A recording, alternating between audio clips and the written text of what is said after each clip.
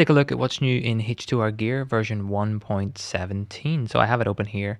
And one of the main things you might notice if you've used the app before is we now have a Teams section. And that's one of the biggest updates in this version. So I've subscribed, became a team here, and I am the admin of that team.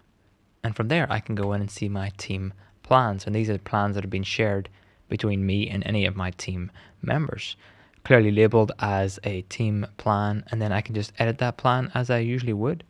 In fact, if I want to share a plan to the team, I'll just go back over to my main plan section here, and I have all my normal plans in here.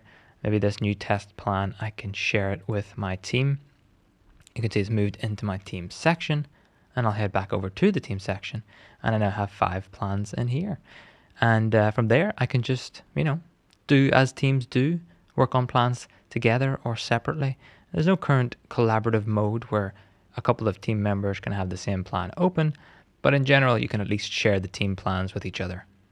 But how does that look as a team member? Well, here I am in the team's settings section, and since I am an admin of this team, I can change the name of the team. I can also add and remove members. So here I can see I have myself, the admin, and then Sean Parker is a member of my team.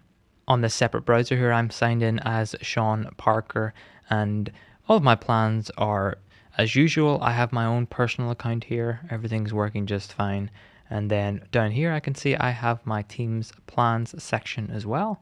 And in here, I can see those 5 plans, and those are the same as I had over on my admin section. It's the same 5 plans. And this team member here can share plans into the team section just fine. They can edit the plans. So for example, if I jump in and look at my ATEM Mini Extreme 2 HDMI inputs setup, I can see it's a team plan, and I can see what it looks like here. The next thing to look at in this video is the new zones feature, which is a paid feature. In fact, I'm just going to open up this plan here, and I can see it there, and I'm going to create my new zone.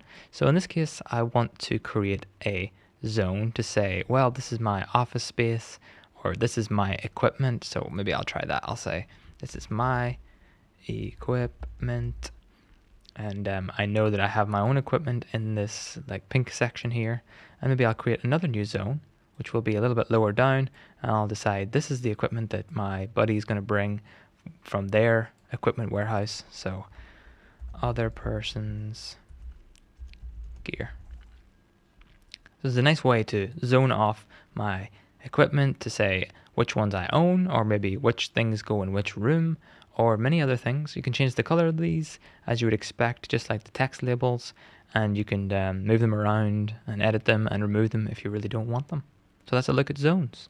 And finally, one of the other big updates for this one is that if you've used the export plan before, you will have noticed that the markers didn't make it into the plan before, the little arrows. But now, as I open up this one, it opened on another screen, but here it is, and I have all of the lines, all the cables, all the arrows, and now all of these zones are all part of that exported PNG.